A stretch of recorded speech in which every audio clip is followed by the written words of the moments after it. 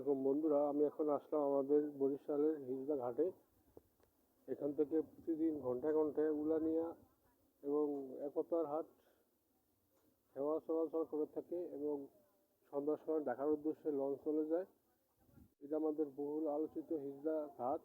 বর্তমানে ভেঙে চৌচির দেখুন, অনেক ভেঙে চৌচির হয়ে গেছে, বালুর বস্তা ফালানো হয়েছে। হিজলা ঘাট আগের মতো এখন আর নেই।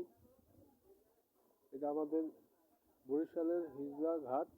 এখানে লঞ্চ ভিড়ে সন্ধ্যার সময় এবং ঘন্টা ঘন্টা একতা এবং উলানিয়ার উদ্দেশ্যে সেখান থেকে ট্রলার চলে যায়। সেটা আমি আপনাদেরকে দেখাইতেছি বন্ধুরা। দেখুন, এখন দুপুর টাইমে আসলাম, একটা কাজ ছিল আমার এখানে আসলাম। এই যাত্রী বেরিয়ে আসছে, এখানে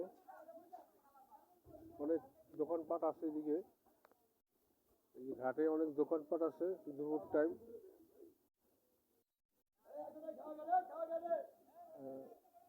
এখানে স্পিড বোট রাখা আছে অনেকগুলা। স্পিড বোটের মাধ্যমে মানুষ, আমাদের নদী অঞ্চলের মানুষ জরুরি প্রয়োজনে অধিক ভাড়া দিয়ে স্পিড বোট দিয়ে যাতায়াত করে থাকে।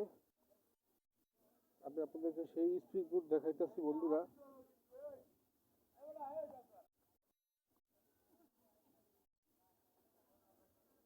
এখন স্পিড বোট, কি সুন্দর ছোট ছোট স্পিড বোট দেখুন বন্ধুরা। এখানে স্পিড বোট রাখানো আছে। এই স্পিড বোটের মাধ্যমে বিভিন্ন জায়গায় চরাঞ্চলে, বরিশাল জেলা শহরে যে কোনো জায়গায় যেতে পারে মানুষ। এটা একমাত্র দ্রুত যাওয়ার জন্য আমাদের এই বরিশালের, বিশেষ করে যারা নদী অঞ্চলে বাসাবাড়ি, চরাঞ্চলের মানুষ, তারা এই স্পিড বোট দিয়েই অধিক ভাড়া দিয়ে, অধিক টাকা দিয়ে বিভিন্ন জায়গায় রাত্রে যে কোনো সময় অসুস্থ রোগী যে কোনো মানুষকে এই স্পিড বোটের মাধ্যমে তারা যানবাহন করে থাকে। এটা আমাদের হিজলা খেওয়াঘাট।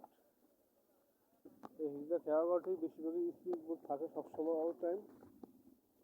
যেহেতু নদী এলাকা, এখানে নদী ছাড়া অন্য কোনো যানবাহন নেই, ট্রলার, নৌকা, নদী, যার কারণে এই স্পিড বোটগুলি তারা সবসময় নির্ভরশীল দ্রুত কোনো জায়গায় যাওয়ার জন্য।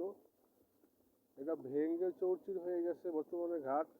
প্রত্যেকটা দোকান উপরের দিকে রাখা হয়েছে, কারণ পানি এসে যায়, যার কারণে তারা উপরে রাখছে দোকানপাটগুলো। দেখুন সব উপরে, কারণ বর্ষাকালে পানি এসে যায়।